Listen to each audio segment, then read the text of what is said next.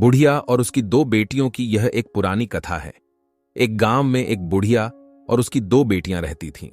बड़ी का नाम शीला और छोटी का नाम शालू था। उन दोनों बेटियों को बड़े प्यार से पालन पोषण किया था। जब दोनों बेटियां बड़ी हुई तो उनकी मर्जी से शादी करवा दी। उन दोनों बेटियों और उनकी मां को कहीं कोई तकलीफ नहीं थी। शीला और शालू अपने ससुराल में अच्छे से घुल मिल गई थी। एक दिन दोनों ने एक बिजनेस शुरू किया। बड़ी वाली का छाते का बिजनेस था और छोटी वाली का पापड़ का। सब कुछ अच्छा चल रहा था। उनकी मां दोनों बेटियों से बहुत प्यार करती थी। कभी बड़ी वाली के यहां रहने चली जाती थी तो कभी छोटी वाली के यहां। शीला और शालू भी अपनी मां से बहुत प्यार करती थी। एक दिन बहुत तेज धूप निकली थी। बूढ़ी मां शीला को याद करके रोने लगी, जिसका छाते का दुकान था, क्योंकि कुछ दिनों से दुकान ठीक से नहीं चल रहा था। उसकी मां भगवान से बोलने लगी कि आप बारिश क्यों नहीं कर रहे हो? बारिश हो जाएगी तो लोग छाते खरीदना शुरू कर देंगे। इतनी बात बुढ़िया ने कही कि चमत्कार हो गया और बारिश शुरू हो गई।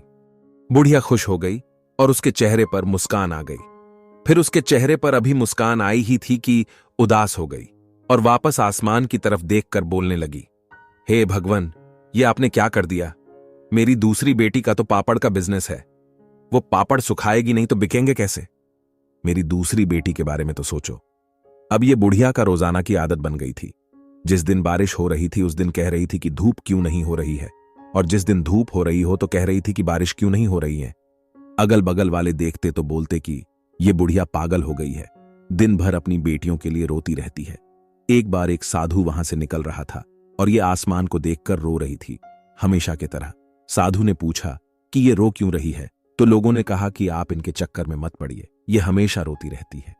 साधु ने कुछ सोचा और वहीं रुक गया। उनको लगा कि एक बार जाकर सुनता हूं कि बात क्या है।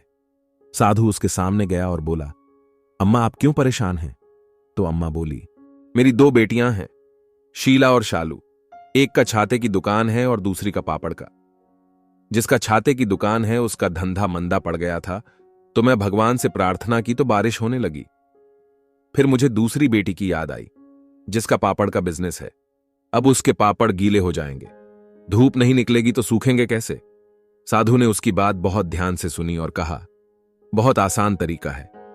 जिस दिन बारिश होने लगे उस दिन उस बेटी के बारे में सोचिए जिसका छाते का बिजनेस है, और यह सोचकर खुश रहिए कि उसके पास पैसा आ रहा है। उस दिन अपनी दूसरी बेटी के बारे में मत सोचिए। जिस दिन धूप निकले उस दिन अपनी उस बेटी के बारे में सोचिए जिसका पापड़ का बिजनेस है। उस दिन उस वाली बेटी के बारे में मत सोचिए जिसका छाते का बिजनेस है।